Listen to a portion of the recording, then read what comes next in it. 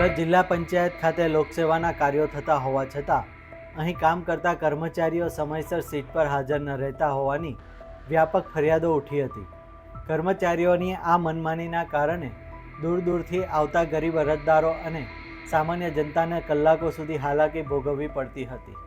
આ જનતાની ફરિયાદોને ગંભીરતાથી લઈને કારોબારી અધ્યક્ષ બ્રિજેશ પટેલે આજે સવારે બરાબર 10:30 કલાકે કચેરીમાં ખાસ સરપ્રાઇઝ ચેકિંગ ઝુંબેશ હાથ ધરી હતી।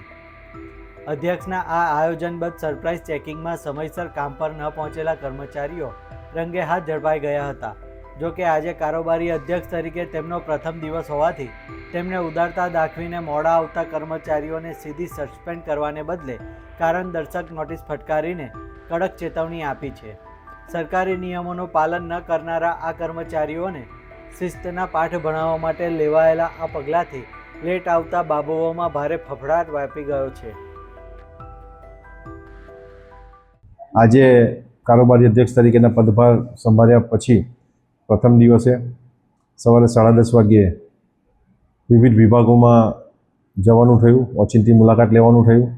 સિંચાઈ વિભાગ, ખેતીવાડી વિભાગમાં મુલાકાત લેતા કર્મચારીઓ ઘણા કર્મચારીઓ નિયમિત સમયસર આવ્યા નહોતા અને અમુક કર્મચારીઓ આવ્યા હતા ત્યારે ચોક્કસ જે પ્રમાણે પ્રજાના કામો કરવા માટે એમની નિયમિતતા જરૂરી છે એને જોતા આવનારા દિવસોમાં અમે ચોક્કસ એની નોટિસ આપીને કાર્યવાહી કરીશું અને ત્યાર પછી પ્રથમવાર છે અને બીજી વાર થશે તો એને યોગ્ય પગલાં પણ ભરીશું।